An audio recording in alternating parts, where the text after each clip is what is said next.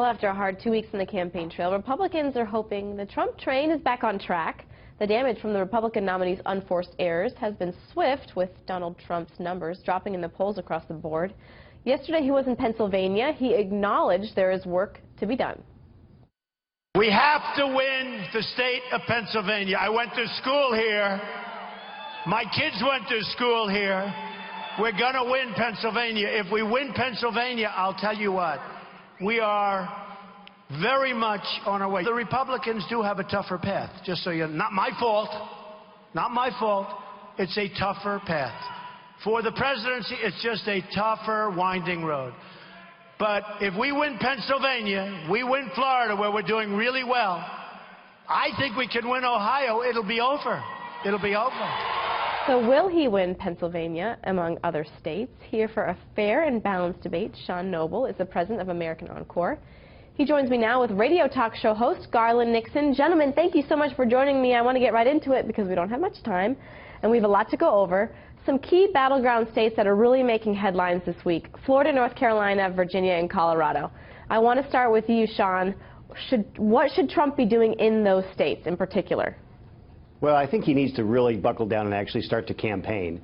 I mean, he has had these unforced errors, and actually, I don't know if they're unforced. I think he's doubled down on some of these things that have backfired on him. The fight he got in with the cons was just not a very good idea and wasn't very smart on his part.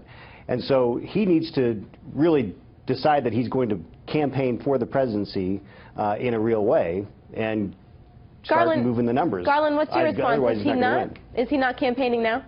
Well, I think the bombastic, sensationalist kind of statements hurt Donald Trump. The fact of the matter is Donald Trump's strength has so far been the unconventional candidate and kind of being in a different area than the conventional Republican establishment when it comes to trade deals and some other things regarding the working class. I think for Donald Trump to be successful, he has to get back to the message that was effective for him, which was one that can be heard by the working class and can be accepted by people who, have lost their jobs to trade deals, etc. Okay, you talked about an unconventional strategy. Larry Sabato was on Fox and Friends this morning. He brought up a couple other states to that list. I want to play the soundbite for you and get your reaction. Take a listen.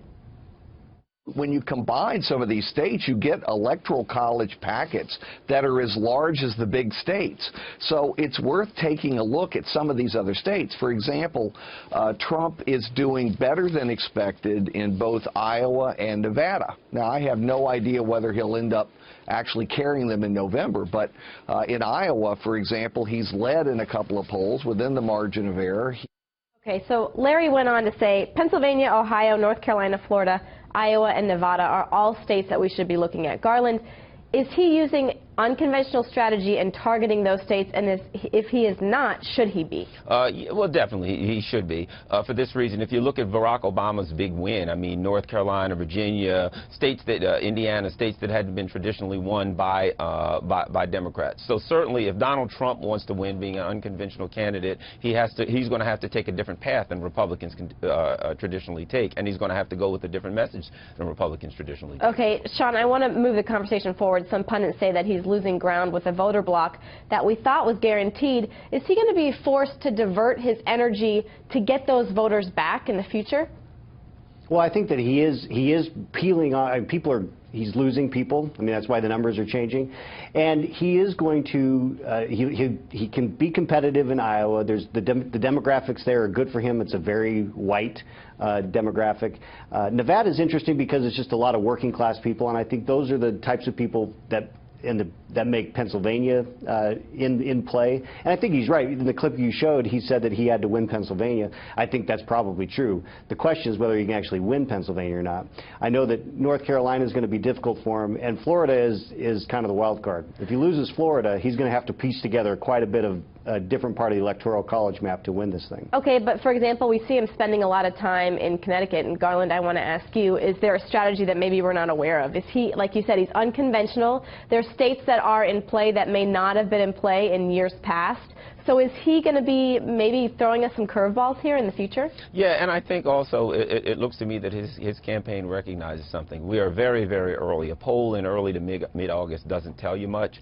Once the conversation really starts to narrow to the issues that are polling the highest with the American people, I think we're going to see the numbers get a little bit closer. So from my perspective, I think that neither of the candidates should narrow themselves down to any state, because the numbers are going to change in a lot of areas, and you got to keep your options open. Okay, Sean, in the interest of time, I'm going to give you the last word. Well, I think I agree with Garland. This is a wide open field. This is not traditional in any sense, and so there's going to be a lot of interesting states to watch. All right, not traditional and not boring. Gentlemen, thank you so much for joining us. We appreciate it. We hope to have you back. Glad to be here.